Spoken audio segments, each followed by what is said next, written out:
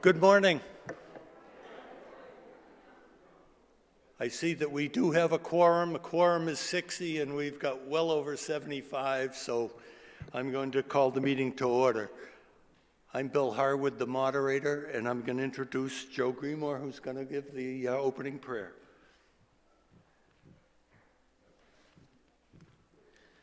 I invite you to settle in, take a deep breath as we extol together the names of God and all that God has done in our midst. Almighty Abba, brilliant and beautiful, chief cornerstone, deliverer of our destinies, enduring encourager, faithful friend, giver of every good gift, heavenly helper, inspiring illuminator, just judge, King of kings, loving Lord, merciful Messiah, never failing to meet our needs, our Omega, patient pastor, quiet quickener, redeemer, righteous one, steadfast Savior, teacher, Trinity, uplifting unction, victory and valiant, water for the weary, examiner of our existence, you alone provide the zeal we need to do your work. Each year we pause to thank you for the work and the mission and the ministry of Brewster Baptist Church. Thank you for each one who has gathered here to gain a glimpse of what you are doing in our lives. Bless this building. Bless our leaders, we pray. Bless those who seek first your ways in our work.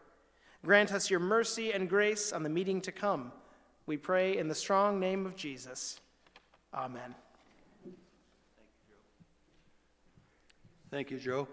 I just want to state that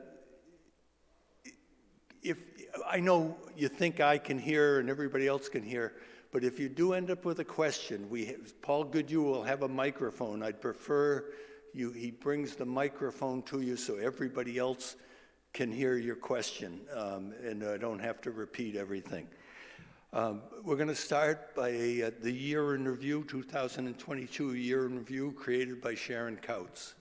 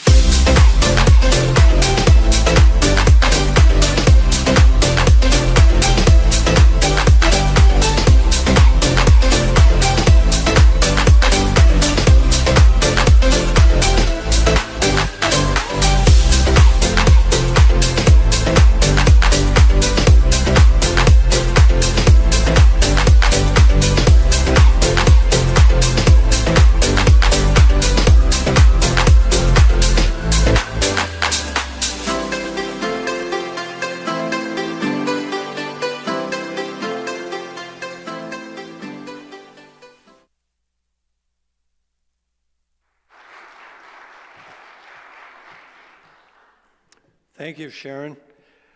I'd just like to say there's so many churches in this country and even in New England and on Cape Cod that are struggling. And it's just so good to be able to see something like that with all that we're doing in our growth and what we're doing in the community. So I think all of you should be very happy with what you've contributed because it was a great 2022. And 2023 is getting off to an even better start. So anyway, I'm going to call Dan Ryan and David Pranga. Is David in here? There he is, okay. Well, I know he's getting ready for the luncheon, which you're all invited to afterwards, so.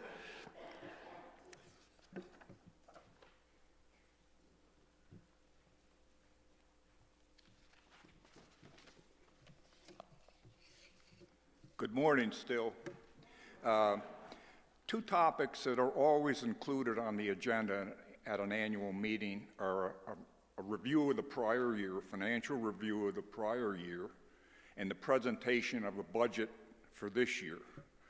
I will handle a review of last year, certainly in more of a summary form for those of you that really like a lot of data.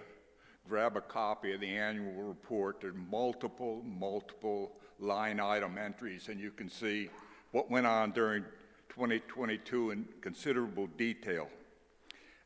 Pastor David will present the budget, propose a budget.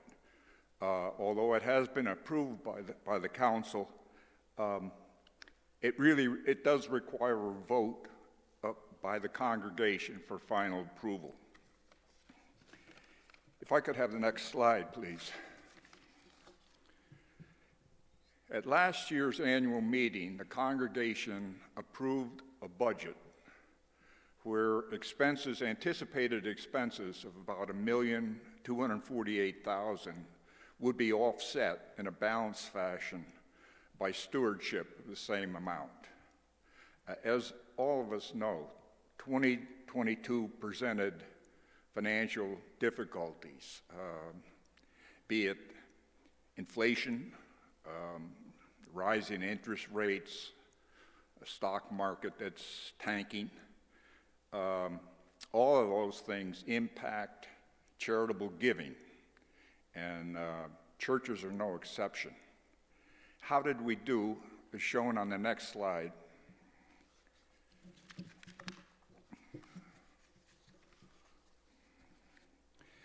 Relative to stewardship income, actually we were down $26,000, again, due to I believe, the general economic conditions. However, I consider it a very successful year because we achieved 98% of our goal. And there are many, many institutions that would be very pleased if they achieved 98% of their target last year.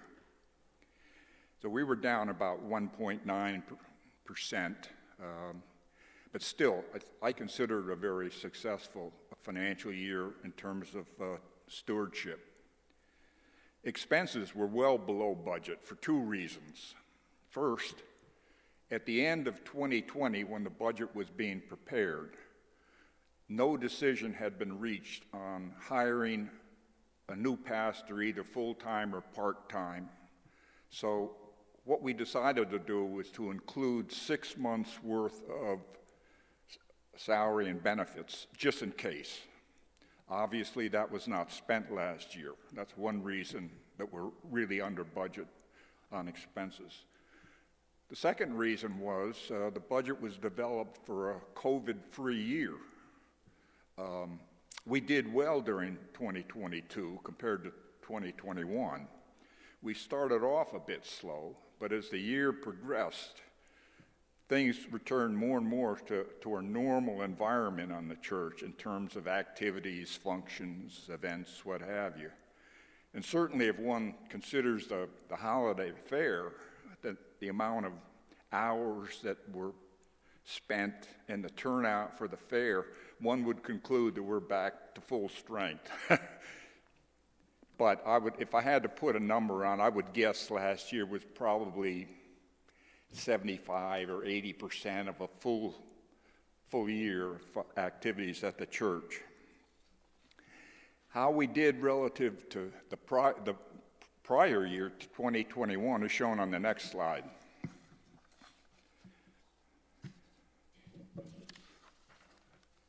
We were still down about 24,000 from 2021, so the economic malaise that has been pervasive throughout 2021 and this year, and certainly emerging into 2023 here, we fell a bit short on stewardship giving.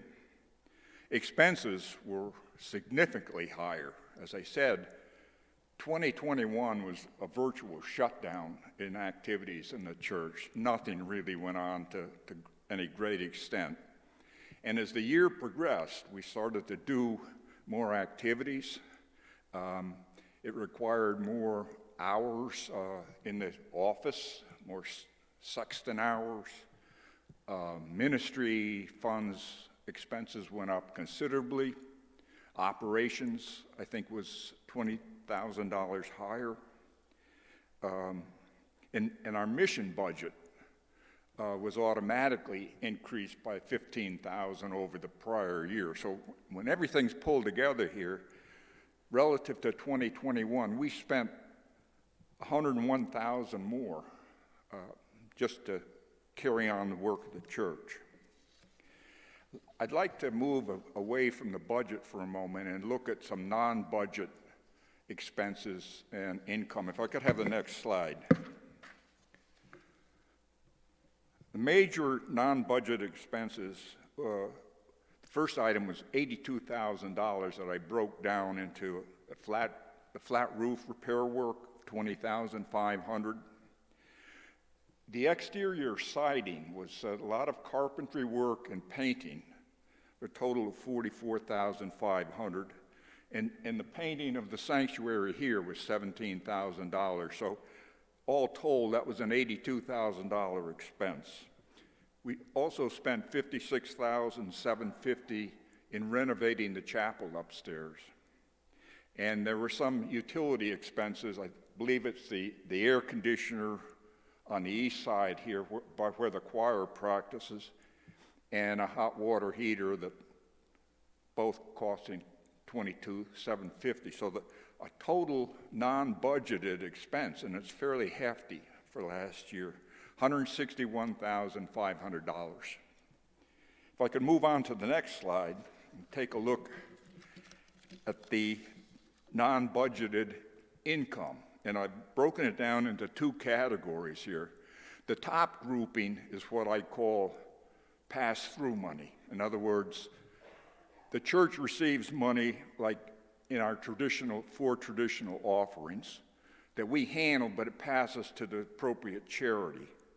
Same thing with deacons. We keep the funds for them, but they spend it as they determine. Caring covered the same way.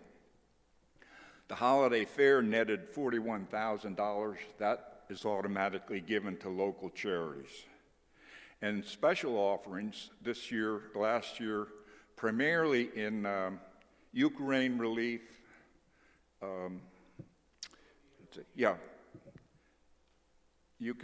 and Sophia Baptist Church in Bulgaria, $30,000. That also was passed directly to those charities. The bottom three are non-budgeted income that benefits the church. Funds can be used in any way we deem appropriate.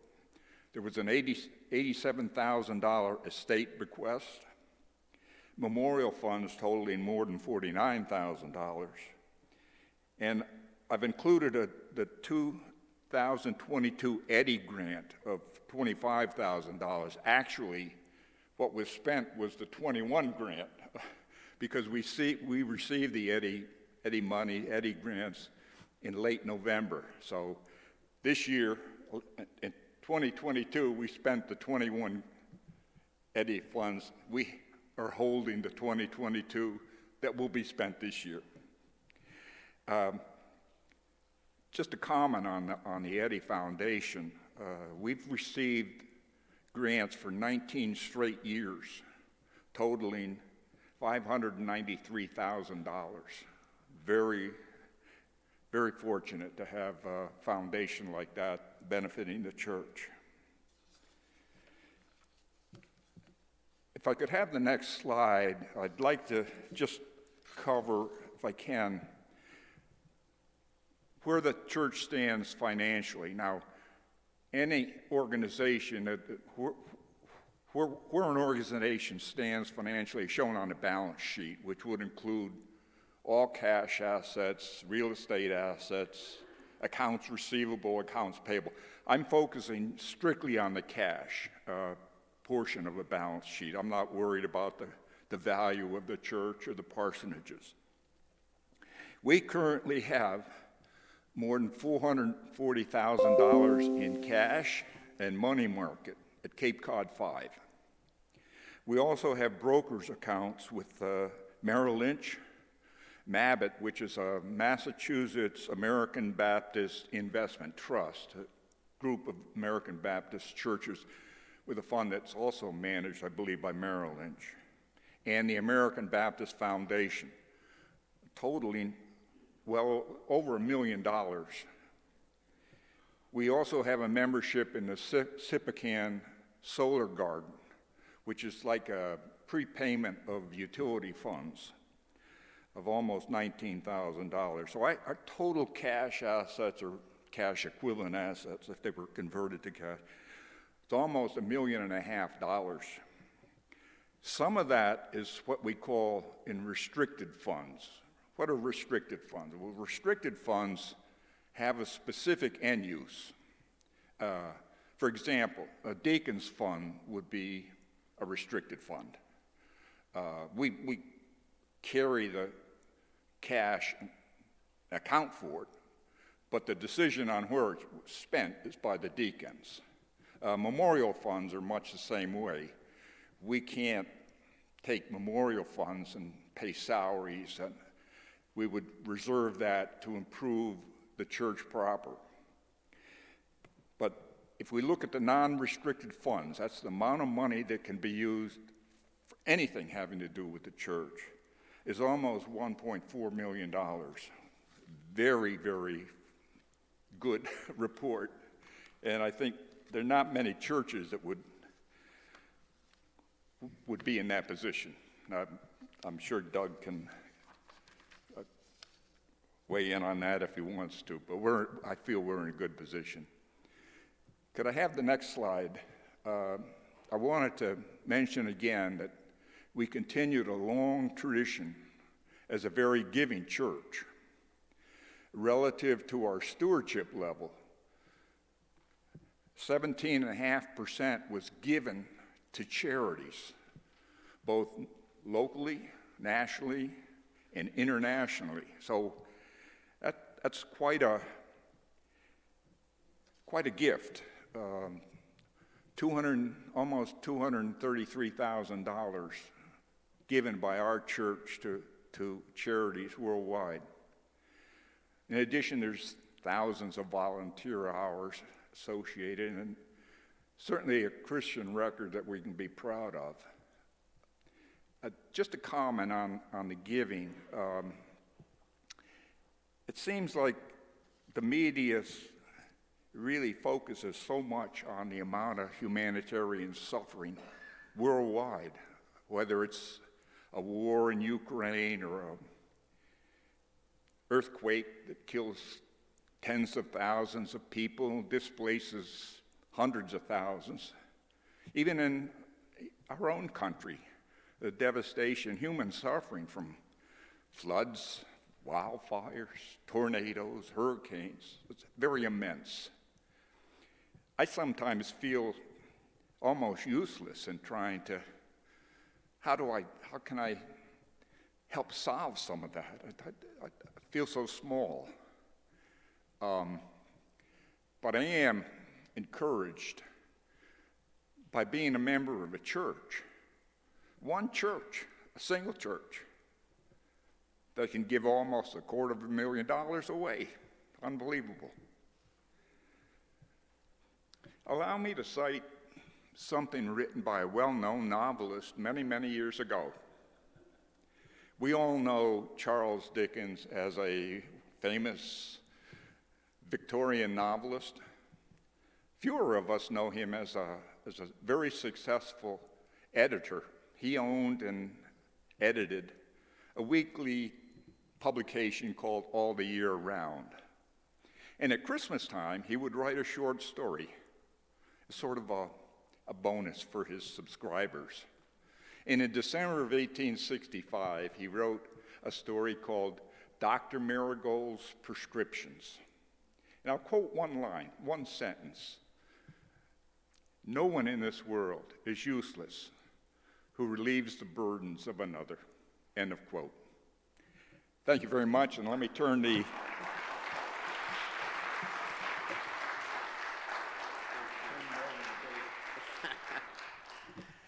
Well, I just want to start off and say, you know what, it's been an honor to work with Dan. Dan is, this is the last time he's going to be sharing.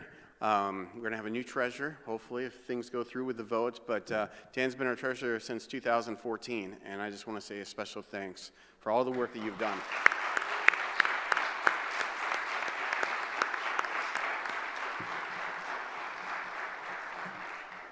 And I'll just let, before I start my presentation, I just want to let, because I know there might be a question that is in there. It's like, why do we have $400,000 in the bank?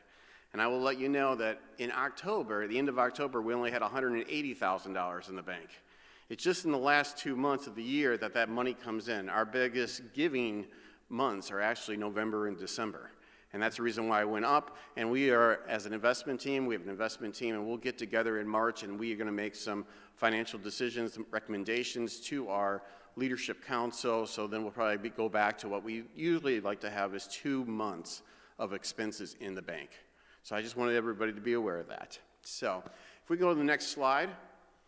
So, can you guys see that very well? Well, what that slide emphasizes basically in 2014 is basically when Dan started and when I came on board, and this church made a basically a prayerful recommendation when they came on and said, you know what, we want to hire 2 pastors. And one of them was Barbara Burrell and the other was myself. And they took a leap of faith, and that's the reason why in 2014, 15, 16, we were in the red, comparable to the green. But you know what? The church brought in money to help make that possible. And as you can see, since 2017 is when we hit the connection point of being even, and then since then we've been in the plus. So that's what you see. What we really want is basically our stewardship income to be very similar to our expenses, okay? And that's what our goal is. We're not, looking to make money. It's always positive when we do end the year in the positive. Absolutely. So we just want to show you where we've been in the last 8 years. So thanks again to Dan's leadership. So next slide. So the next slide is basically, this is all in our annual report. Basically, as Dan mentioned, in 2021 was a COVID year. So really, we did not do as much ministry. And in 2022, we did about 80% of our ministries. And what we see in 2023 is 100% of ministry.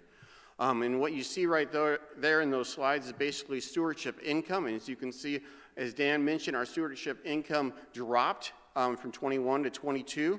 But from 22 to 23, we're projecting that we're going to hopefully increase it. And it's kind of it's a faith-based budget, which is meaning that, you know what, we rely upon God and His grace and the people that He will provide it. And so it is ambitious. It's a 7.5% increase from this past year. But I really think that it is possible, and we're going to explain why we need to do an increase in just a little bit. So if you go to the next slide. So these are projections, okay? Many of us, we come from different ways, or different churches, and different churches do their budgeting different ways, okay? And one of the ways in which we do it, I would say there's 3 different ways in you do a budget. The first one is you look at all the income that comes in, and you look at all the expenses. And they jot down everything, and that's considered an annual budget. A second way in which churches do an annual budget is they do all the let's say, ministry, payroll, operations, ministry, outreach and communication. That's on one side. And then whatever comes in missions, that would be a different way of doing an annual budget, okay? And what we do is kind of a hybrid method of that, is that we do the payroll and benefits, we do operations, ministry, outreach, and communication, and we do some budget for missions. But we also rely upon faith, and we do different donations, which we call designated and special offerings, the holiday fair. And those are basically what Dan said, in and out accounts, but they make up our total budget. So what this slide simply shares is, if you look at everything that we project, the money coming in 2023, you will see that I'm kind of projecting that we're going to be at 1.4, close to $1.5 million. Okay, and we break out a percentage on that. As you can see, 60% of that is payroll and benefits, operations, how to keep the building going is 13%, ministry is 5.6%, outreach and communication is another 3%, and then back to missions is that we're projecting that we'll be at 17.5%. That is amazing what we project for missions. Most churches struggle to get to 10%, and since I've been here, we've been 15% or higher, up to 20% every year for the last 8 years. And it's probably gone on more than that I'm aware of. But that's amazing. We have a DNA that really gives towards missions, whether it's global, regional, or local. And I think that's tremendous. So right there is basically what I'm projecting. You look at missions, I'm projecting $265,000, which will be the most that we've ever given in 1 year. And you can see the breakdown of that. For a mission budget will be $90,000. Holiday fair is, I think, a conservative at $35,000. Our designated offerings, which is the 4 special offerings, the Deacons Fund, the food pantry, and I basically put down $75,000. In a typical year, it is anywhere between $70,000 to $85,000. And then the special offering is what Dan mentioned before, is sometimes we have Sophia Baptist, Ukraine. This year what we did, we had the Africa missionary that came in and shared, and we already taken in $60,000. So I was projecting 65 back in January for special offerings, and you guys just blew that away. So, you know, that number is obviously going to go a little higher and so forth, because we're only in, the month of February? So we'll get to the next slide. So those are my projections. So if you look at just what we're going to be voting on today, we really vote on just our budget, annual budget, and simply in these 5 categories. We have payroll and benefits, which you can see is a significant increase, and which we're going to talk about in a little bit. We have operation expenses, running the building, ministry expense, outreach and communications, and missions, which is a budget of $1.3 million. So if you go to the next slide, we're going to talk about the payroll and benefits. And you can see that the numbers have increased, and there's reasons why it has increased. One of the reasons why it has increased is in the last 2 years, inflation has been about 14.5%. Okay, that's a huge jump. And we're not giving everybody on staff 14.5%, far from it, okay? But we are giving them adjustments this year, which are higher. Another thing that you're going to see is health insurance went up 18.8%, okay? And we added another person on staff with health insurance. I will let you know that both Doug and myself were both on our wives' insurance, and the church helps pay for that, the difference in there. But as you can see, health insurance is a huge part of this, okay?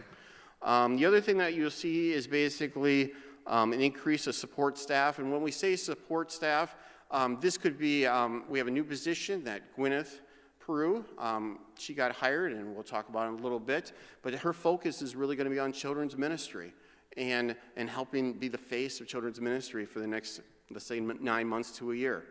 And so that's part of support staff. Another part of support staff is Vacation Bible School. And in years past, we've also had like interns, and interns would be support staff. So it's a little bit different than admin, a little bit different than sexton, and so forth like that.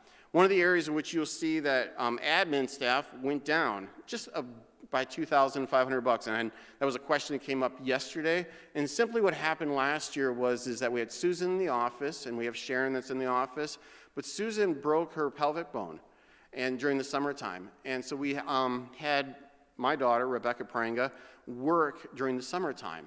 kind of as an intern or helping us out in the office. And then Susan came back a little bit earlier than we expected, so they were both working in the office, and that's the reason why last year's dollar amount is a little bit higher than what I project this year. That's simply it. The sabbatical expense is basically Pastor Doug is going to be gone for 3.5 months on sabbatical, and we're going to be bringing in some speakers, and we're going to pay those speakers. They also have travel expenses because they're coming from outside the region, and so we actually have a line item, just a 1-year line item for sabbatical expense for $7,428 just for the speakers. So we just put it under that category.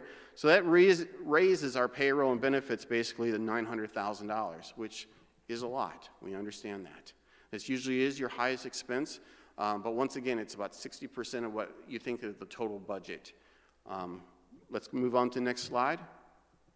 The next slide is just operational expenses. One thing you need to realize is when I talk to the people that deal with the operation, which is a lot with Tom Sweda, and then with our ministry leaders, I said, you know what, we really need to be near where we were last year. We got significant increases in other areas, and we were really asking you to, really toe the line this year with expenses, and that's what you're going to see.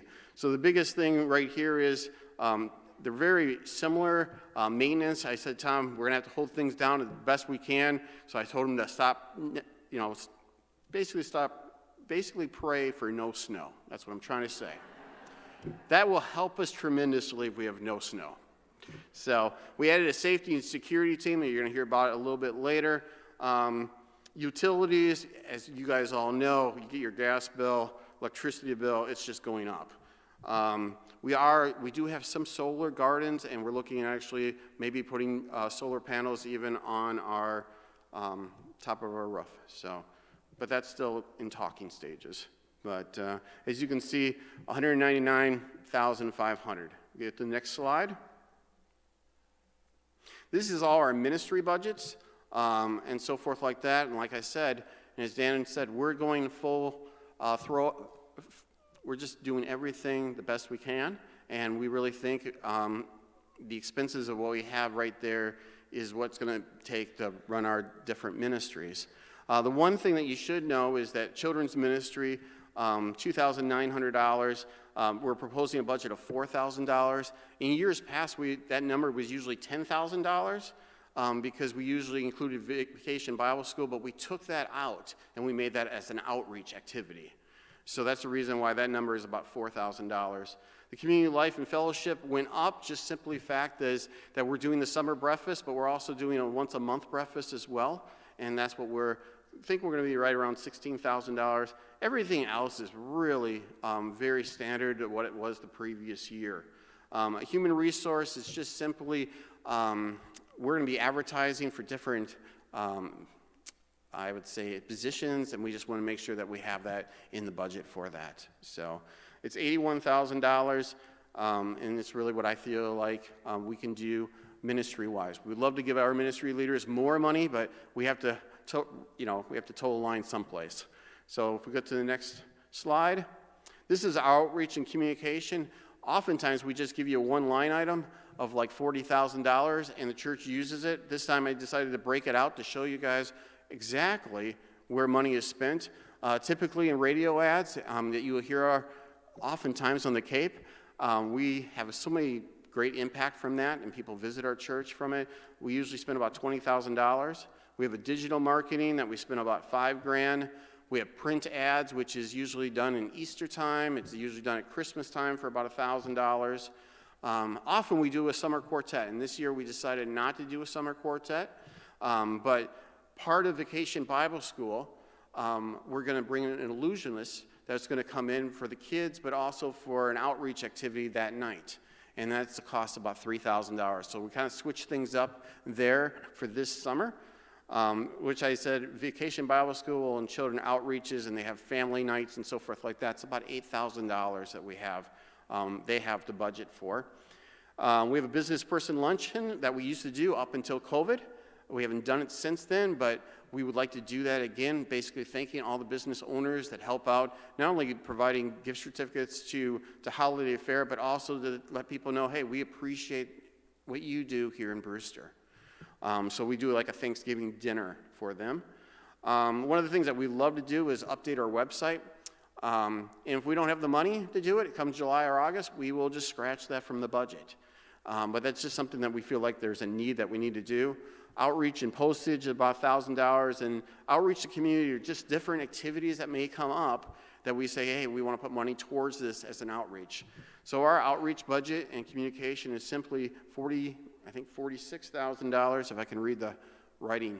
So if you go to the next page. Okay, our mission expenses, and we break these down into United Missions, local, regional, and mission opportunities. And as you can see, basically we've been raising that for a number of years because we really want to get to a point where we give 10% of our annual budget just towards our missions. And right now we're at last year was $89,305, and right now we're going to say $90,000. Like I said, it goes in towards our full mission package. That's what we're predicting to be over $65,000. So it's a grand total of expenses of $1.3 million. I know it's an ambitious. It's something that we're going to keep looking at if we pass this budget, but it's something that we feel like that we can do and really move our church forward. So do you have any questions about the annual budget or about the balance sheet or about 2022?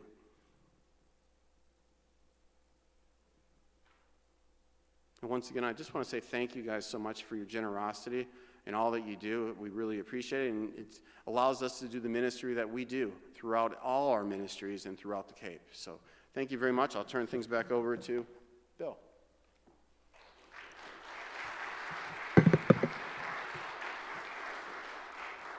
I don't know if anybody caught me and David laughing up here, but we were all waiting for the annual Charles Dickens quote, which we got.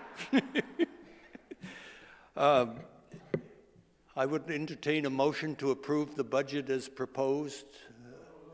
I've got a seconded? Second? Okay. Any discussion? If not, all in favor? Any opposed? Okay, that's been voted unanimously. Thank you for all the work.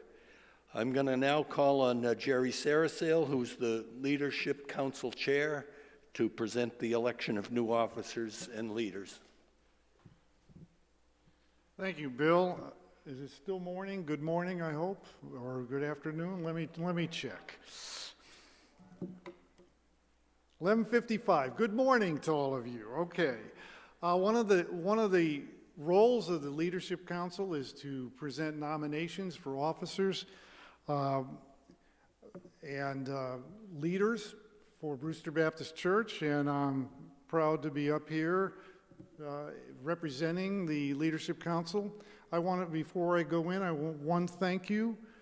We did create within the Leadership Council and membership a nominating team to help us look to fill positions, and I want to express my thanks to them, to Martha Dunford, Bruce Edwards, Roy Freeman, Tim Couts, Audrey Smith, Judy Turpin, and Pastor David was on that. So thank you very much. These are the names, and Doug will thank others for what they did and what they're going to do, accepting positions and so forth later, but the Leadership Council really backs that and wants to double down on whatever Doug says at the end of the meeting. So here are the nominations. For treasurer for a term expiring in 2025, David Wilcock.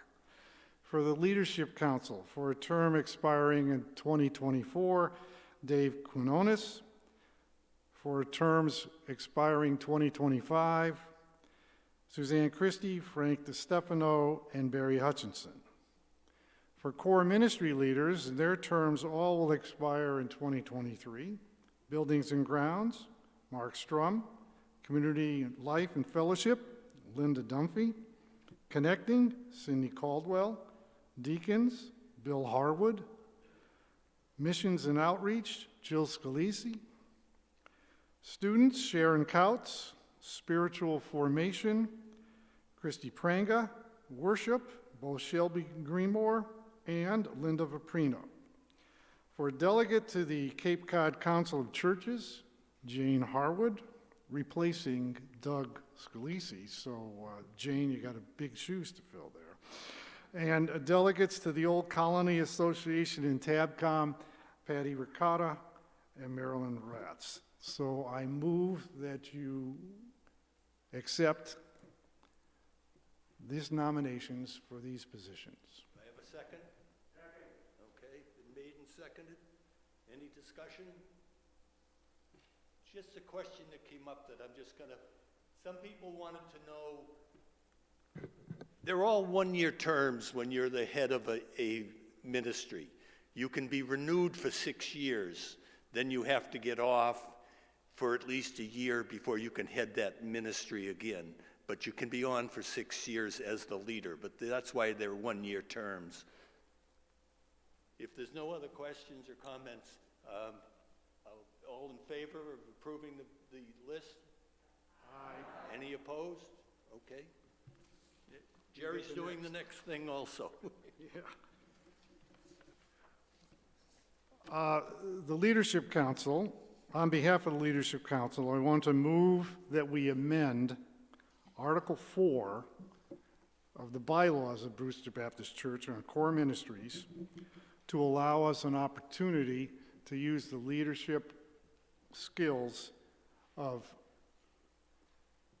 professional Christian leaders, not of our denomination, as core ministry leaders in part. So move. You should have been given this this document. Okay, it's up, but we had some available for anybody that doesn't have them. They're in the back, and so this is I'm going to ask for a motion. You made the motion. I'm looking for a second. Do we have a second? Second. Okay, I have a second. Now I'm going to let Jerry talk to it. Yeah, thank you. This this amendment has 4 parts, 2 of which are just window dressing, I would say. The first of those is we took the article and split it up into sections A, B, C, and D. And that's probably because you have a retired attorney who's the chair of the Leadership Council, but that just helps us explain what's happening. The second is in the, now it would be in A, we list the 5 purposes God's made for ministries, and after each one we have a parenthetical expression that talks about, it tries to explain what it is. The last one, second to last one, was contributing something back through serving. We had in the parenthetical ministry, and someone raised the issue, well, it's a core ministry and you're saying this is ministry. That's confusing. So we part of this amendment, because we were going to go through this amendment, we added a synonym to ministry, serving. So that's service. So that's what those are the 2 window dressing changes. The third is adding a line in B1,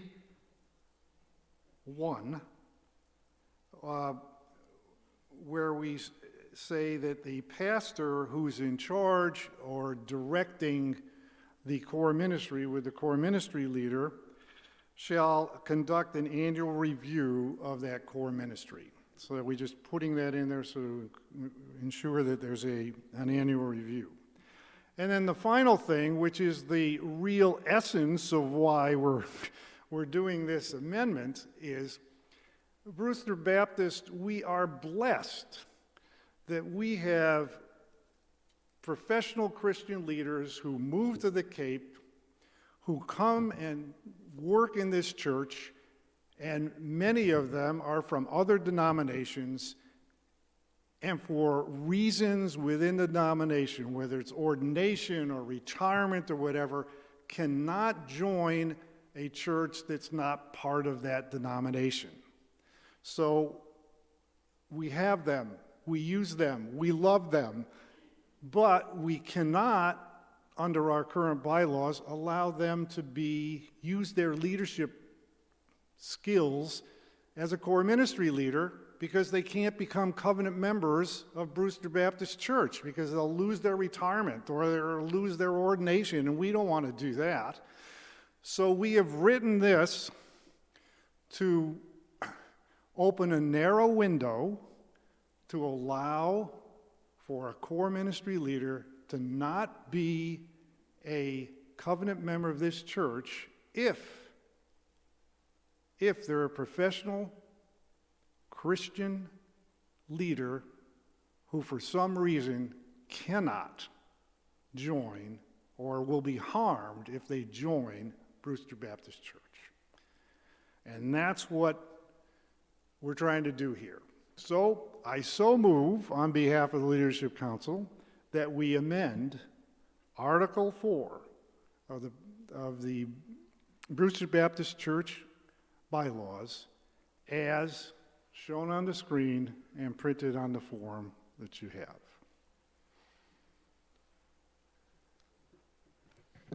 Only because someone has spoken to me, I think we have an amendment to the amendment. Is Steve Jones here? Lawyers, you know.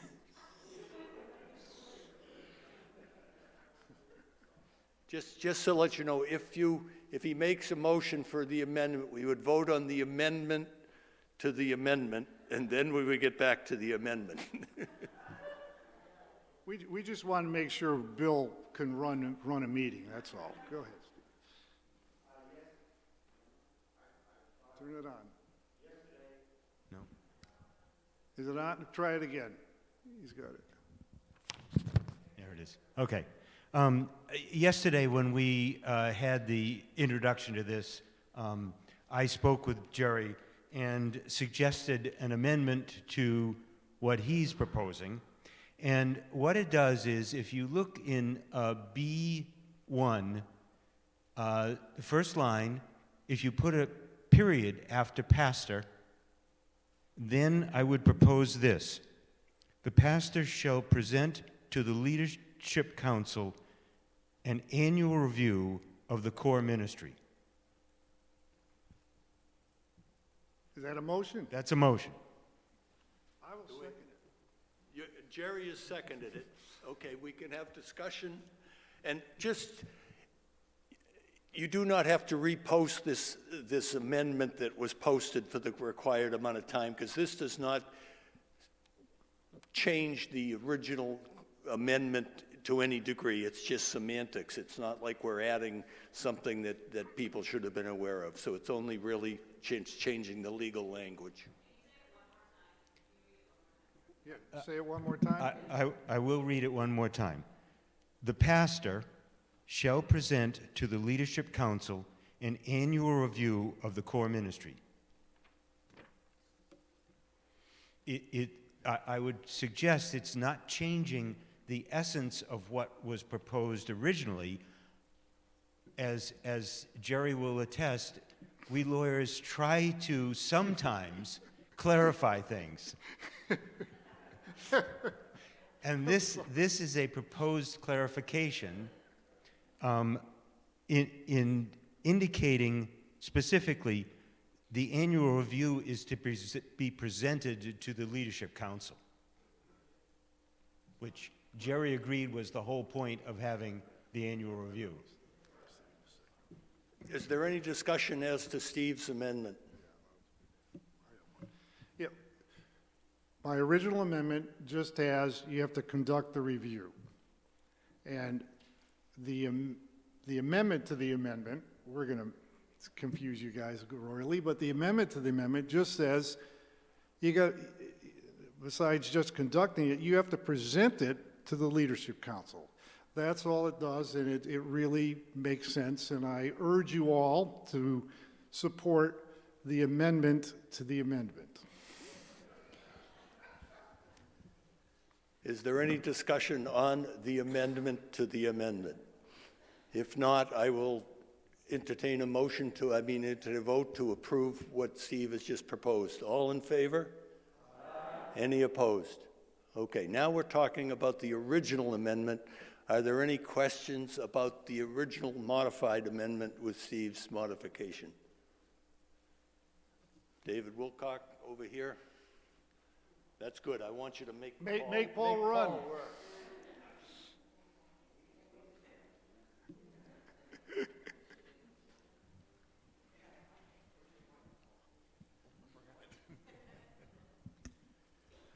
Well, thank you. And speaking as an engineer, so we'll throw that into the mix with the lawyers here.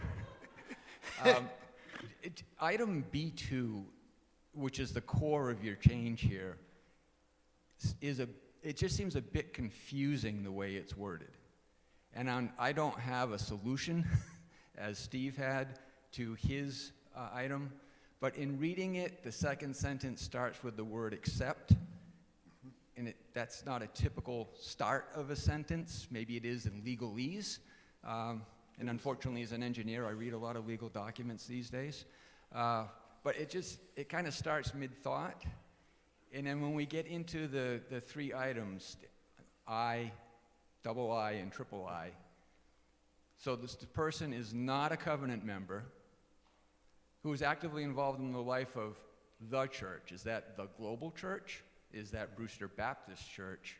Mm-hmm. And then whose professional status would be negatively impacted. I cringe when I see a word like negatively impacted in a bylaw. So it just feels like that could be a little bit clearer in item B2. All right, thank you for that. I mean, we can consider that, and someone can make an amendment, I assume, but let me start by the word accept was put in there because the Leadership Council didn't like the word notwithstanding because it sounded too legalese. But what it is that the second sentence negates, in a certain narrow area, negates the requirement of the first sentence. So the first sentence says that the Leadership Council shall present a covenant member. And the second sentence says, in this small instance, it doesn't have to be a covenant member. That's where the accept means, and we can, if someone wants to rewrite it. And then I, double I, and triple I. There are three things. First, in order to bring someone who's a professional under this exception, who's a professional Christian leader, if the person is a member of BBC, it doesn't matter. So the person is not a member of it.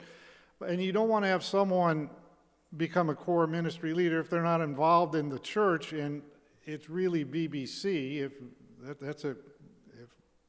if that's confusing. And then third,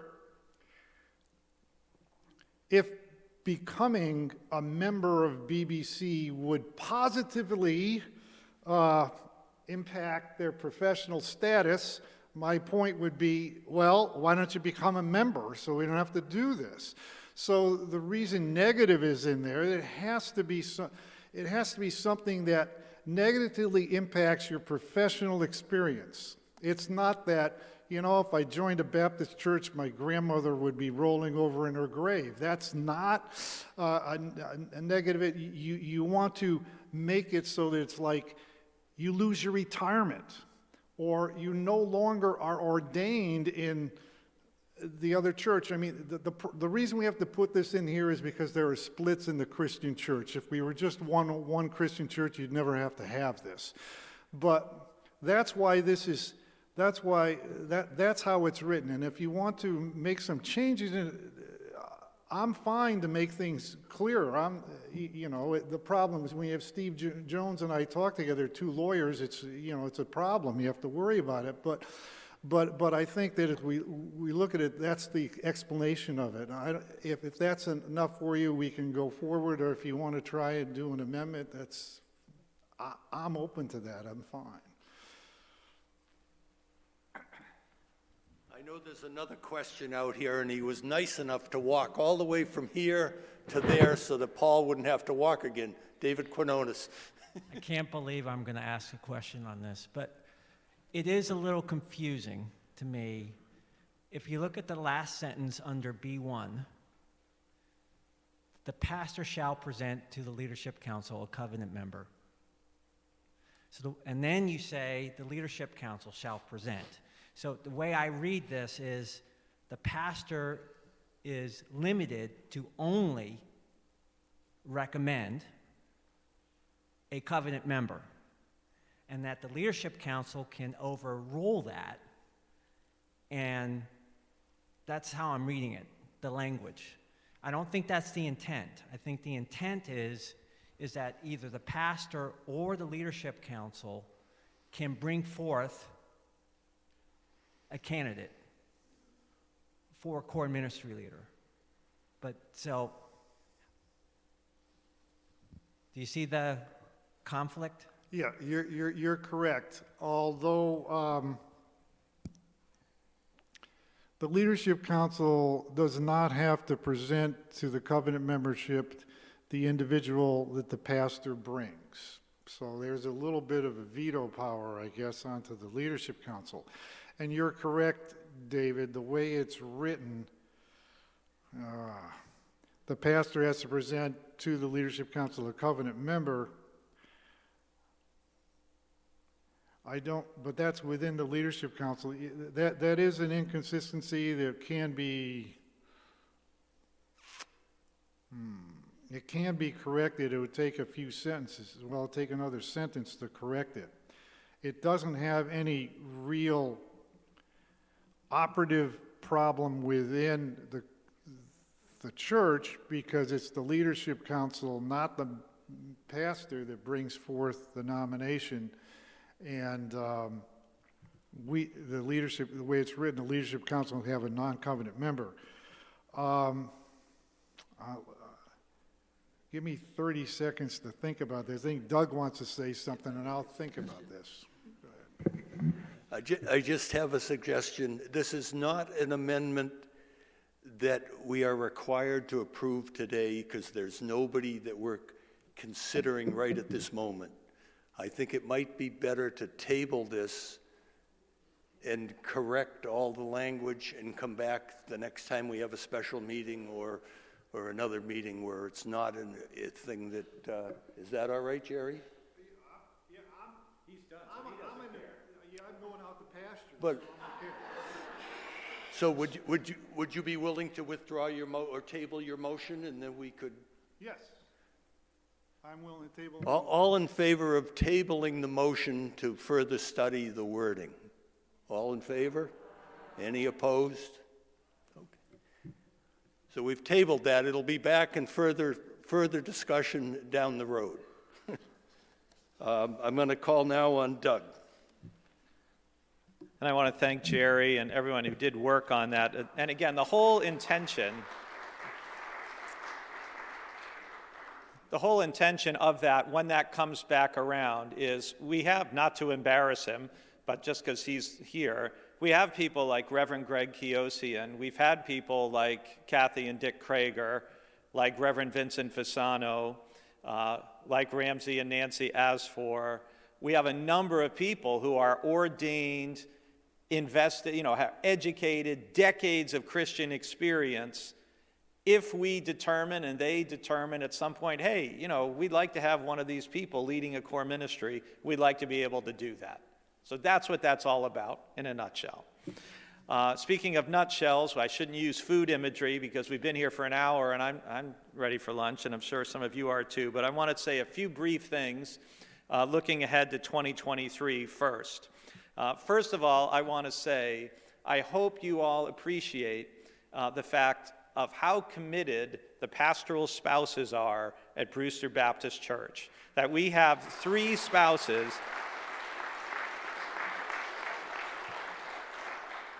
who are all going to be leading core ministries. I want you to know that the Prangas, Scalises, and Greenmores are not looking to take over the congregation, but we appreciate that our spouses are so involved and so committed and willing to serve. So I wanted to say that right up front. I also wanted to say a brief word of thank you to Shelby Greenmore, who worked in a special role with me this last year doing events for children and families and outreach to the community, and Shelby did a great job with that, and so I want to thank her and say thank you to Gwyneth Prue, who also worked with Shelby over the fall and is going to be stepping into this role of really coordinating some family ministry and ministry with children for our families. We really think that's an important thing, and we wanted to put some resources to that, and to have somebody like Gwyneth, who, along with John, are so committed to our church, involved here, already have connections both in the community and in our congregation.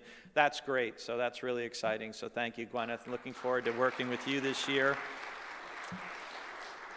And I want to say, and this was alluded to by David already, I mean, here we are, we're not even 2 months into this new year, and I feel like you can feel the momentum building in a positive way. Our attendance, our physical attendance is going up, and these are usually our 3 lowest attended months of the year in January, February, and March. If you look online at Brewster Baptist Church's YouTube page, our worship services, usually after about 2 weeks, we're getting up to about 300 views on YouTube alone. And then we have our Facebook page. And so when you add our physical attendance to the number of views we have out there, we also have about 6 dozen or so people who watch our daily videos on a regular basis.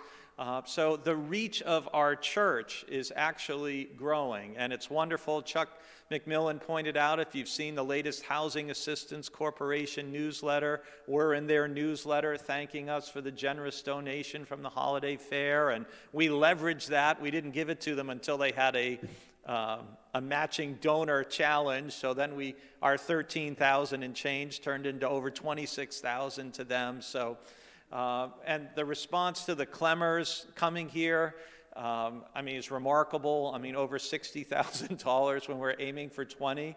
And I want to tell you, I met with a couple who are relatively new to our church this last week, and they're so excited about being here. And one of the comments that the husband made was, he said he'd never heard a pastor tell a church not to give more money to something. And he said, you know, to me, that says so much about your integrity and the integrity of your church. And they're sold, and they're excited, and they're going to be coming to our new member class, which is 4 weeks from today on March 19th. I think we're going to have at least, I hope, 10 to 12 people joining on that Sunday. So I'm just excited about the momentum that's building. And I confess to you, and I've said this to Jill, I'm really excited. I'm loving this series. We've got over 50 new people in groups, 18 small groups doing this series, and then it's going to lead right into Holy Week. And then I'm going on sabbatical, and I'm like, man, I mean, part of me is looking forward to sabbatical, and part of me, some of you who know me well know I love body surfing up in Maine, and I feel like the momentum's building like a great big wave, and I feel like I did when I was a kid when my parents were saying it's time to leave the beach, and I'm like, but look what's coming. So I'm very confident, and I'm glad you are. In terms of our budget and our finances, we'll be okay. We've got new people coming, more people coming back.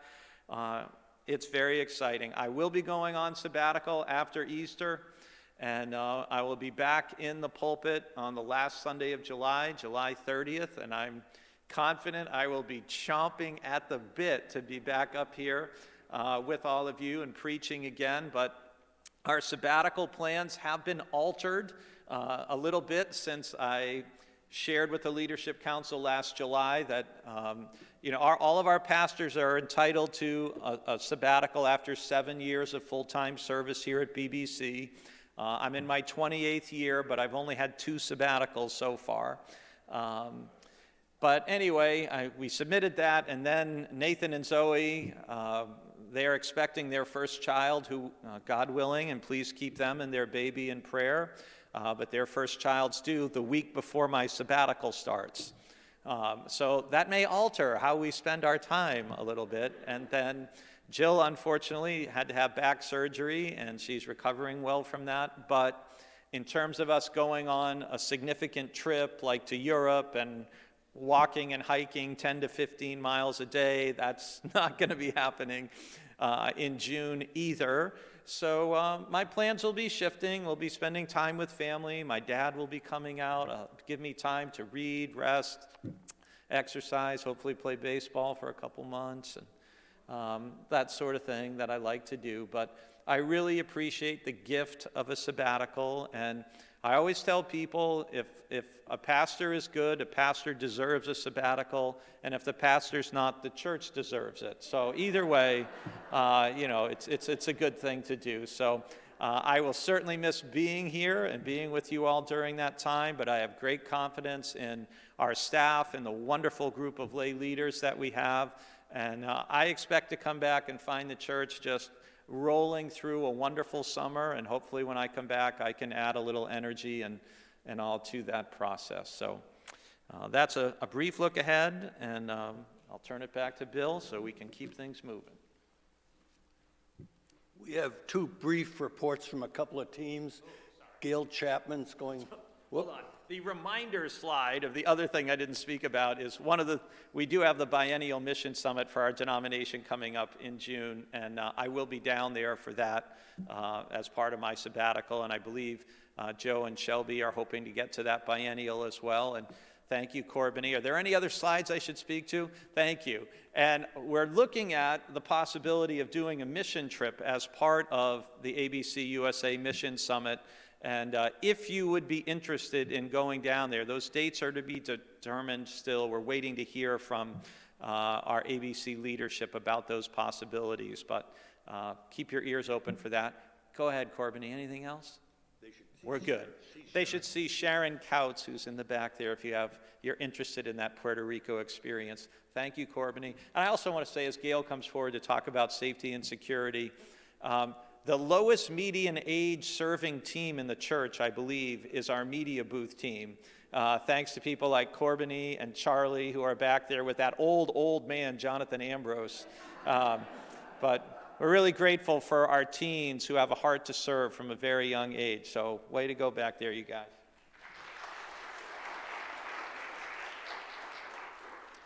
First thing I'm going to do is ask Bill Hardwood not to put me after Pastor Doug.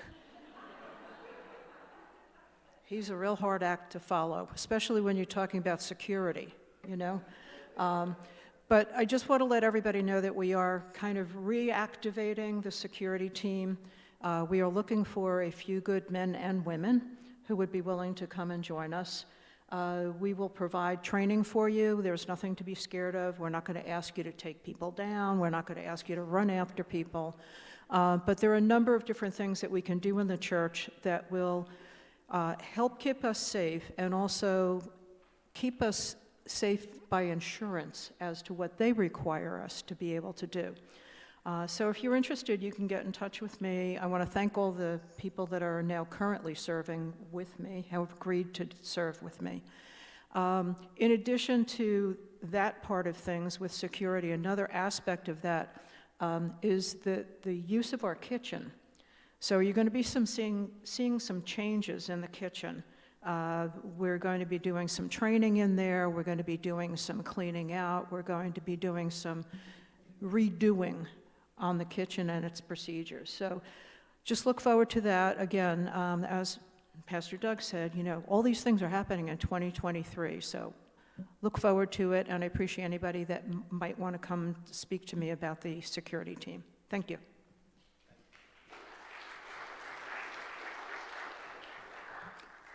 I don't have to make you all aware of what's happening in our country and around the world with safety and security, so this is going to be an important project in this year.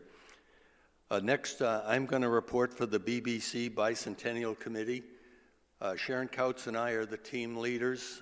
The members are Audrey Smith, Nina Gregson, Nancy Svedine, Doug Scalisi, Roy Freeman, Sandra Tubman, and Nancy Walrath.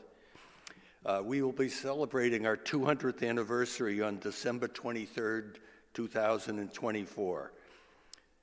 We are planning a lot of events. David Pranga probably wasn't aware when he's talking about the Businessman's Luncheon, because that is actually going to be our kickoff for the town of Brewster on November 16th of this year, which would be 13 months before our anniversary, but we are planning to revive the Brewster Appreciation Dinner on that date. We are presently looking for a design for our 200th anniversary logo. We've got one or two people that have submitted, but have not. We would like to get more. A few of the things that we're planning right now is a new photo directory. The other one is about 6 years old. We're thinking about doing a Christmas ornament for all the members to be able to hang on their tree. We're doing some videos of some of our long-term members to get their feeling about the history of the church. We'll have a table at the holiday fair. We're planning in 2024, the summer 2024, a gospel concert. We'll do a new church history booklet. We're planning some kid-oriented events. We have a list of the original members in 1824, and we're going to also try to put together a list of present members that are related to original members. We have a number of members in this church that, believe it or not, are related to the original members. My wife grew up in Maine and Connecticut, yet she's related to somebody that started this church in 1824 because she goes back to the Snows or whatever. Chris Morris is related, I think, to 6 of the original members. So we're going to try to put that together. And if you haven't had your genealogy done, see Linda Viprino, because she would love to do it to see if we can find more people. We've got quite a few that are related. We're also going to have an all-church picnic in June of 2024. We are open to any suggestions on how we can celebrate our 200th anniversary, and please contact any one of our committee members with your suggestions. And my thanks to all. I'm going to call on Doug again.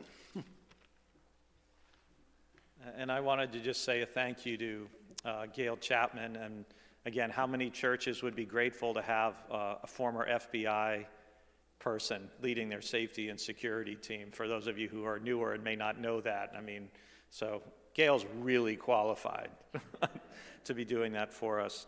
And I thank everyone who's part of the bicentennial team too. It's really exciting to, there are not a lot of organizations, there are not a lot of nonprofits, not a lot of churches that make it to 200 years. And if you think about Christianity being about 2,000 years old, give or take, it's like we're 10% of that time. That's kind of cool to think about, isn't it? And we're here in part because of faithful people who have gone before us.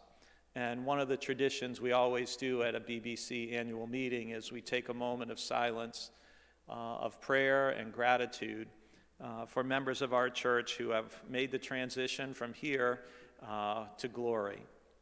So I want to invite you to be in a prayerful state of mind as I'm going to share some names and maybe a word about some of these dear souls. We remember and give thanks today for June Bohannon, Elaine Brown, Bill Carter, Joan Corcoran, Helen Couts, Marie Knight, Shirley Lindstrom, Harry Myrick, Bob Puckett, Jean Putnam, Pam Ryan, Lorraine Westcott. Lord, we thank you for the faithful service and so many different ministries and committees and groups, for the generosity, for the grace and wisdom that our dear sisters and brothers shared with us and with so many. And we thank you that, as it says in Revelation, that they now rest from their labors, for their deeds follow them. Amen. So many good people. We also, before we head to lunch, we want to thank the people who are still with us, whose terms are ending, and I think we've got a slide for that. So we want to say a special thank you to Dan Ryan, who, as you've heard, has served so faithfully as our treasurer for the last 8 years. Jerry Sarasale, who's just been a joy to work with on the Leadership Council, is so committed and serves in a host of other ways as well, but has done a great job on the Leadership Council. Gwyneth Prue is having to step off of the Leadership Council because we're bringing her on staff, so thank you for your contribution. Jenny Byrne, who's not here, but if you see Jenny, I mean, she has been so faithful in the area of children. You always see her in the nursery. She's done children's worship. She's done that for more than 6 years. So we thank Jenny. Doreen Mayer, who's finished his spiritual formation. Nancy Svedin, who's rotating off of Connecting as the chair, but you know, Nancy's really hard to get rid of, so she's still going to be around, still doing stuff, and we're grateful for that, Nancy, but thank you for your leadership. Deb Quinones, who's done a wonderful job as the leader of our Deacon Corps ministry and also leading our caring ministry team every Tuesday.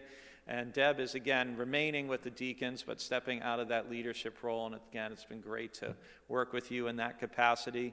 Michelle Scott, who is going to be moving to Connecticut after Bill so diligently and faithfully mentored her for more than a year so she could take over the leadership of our Mission Corps ministry. And then a grandchild was born, and the world changed. And Michelle left, but we appreciate Michelle's willingness to do that. And Pat Foote, who's led our flower team for many, many years, and appreciate her doing that. And Pat Lindquist is stepping into that role now.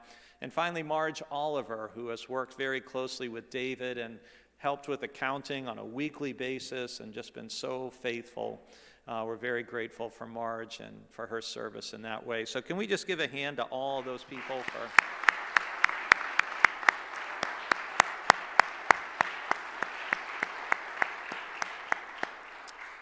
And then if you are one of the new leaders who was voted in today to a new role that you were not filling before, if you're here, would you stand just so we can see you and acknowledge you? And we've got, again, all right, so everyone, I'll go from my side. So again, thank you all. To stay up, don't sit down yet though. Just in case people don't know people, because we have new people. So my wife Jill, who's now leading missions, Christy Pranga, who's now leading spiritual formation, David Wilcock, who's a long time BBC person, grew up here, met his wife here, is our treasurer. Barry Hutchinson is now newly on the Leadership Council. Cindy Caldwell stepping into the role for Connecting and helping us there, and David Quinones also on the Leadership Council. Thank you all for your willingness to invest yourself. Who?